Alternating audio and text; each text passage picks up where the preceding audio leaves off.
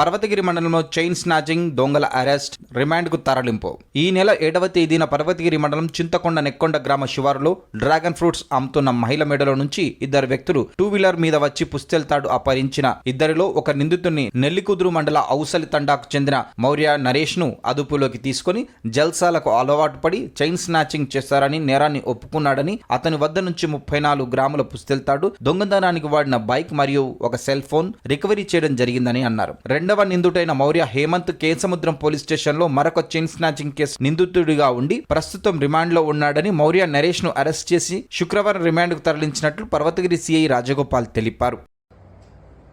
ఈ నెల 7వ తారీఖు పర్వతగిరి మండలము చింతనేకొండ శివారు గ్రామంలో నల్లపు స్వర్ణలత అనే ఆవిడ కొన్ని ఫ్రూట్స్ అమ్ముతున్న క్రమంలో ఒక ఇద్దరు వ్యక్తులు మోటార్ సైకిల్ పైన వచ్చేసి ఫ్రూట్స్ కొనుక్కుందాం అనేటువంటి ఒక షాప్తో గాడికి వచ్చి కొద్దిసేపు ఆమెతో మాట్లాడినట్టు నటించి ఆ ఫ్రూట్స్ తీసుకున్నట్టు నటించేసి ఆమె మెడల నుండి పుస్తల తాడు, బంగారు పుస్తల తాడు తెంపుకోవడం కూడా జరిగింది. దీనిపైన స్వర్ణలత గారు ఇచ్చినటువంటి పిటిషన్ పైన పర్వతగిరి పోలీస్ స్టేషన్లో కేసు నమోదు చేసి అందులో దర్యాప్తు కొనసాగించడం జరుగుతుంది.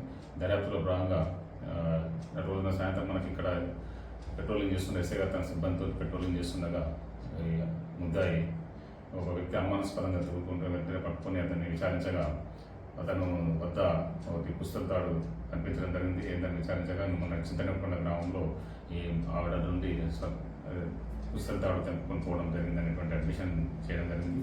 దానిపైన అతని నుండి పుస్తల తాడు మరియు ఆ మోటార్ సైకిల్ను స్వాధీనం చేసుకొని తన అదుపులో తీసుకొని విచారించగా అతను మరియు హేమంత్ అనే ఇద్దరు వ్యక్తులు కూడా ఈ నెల్లికుదురు మండలం సంబంధించినటువంటి ఔసలి తండా గ్రామస్తులు.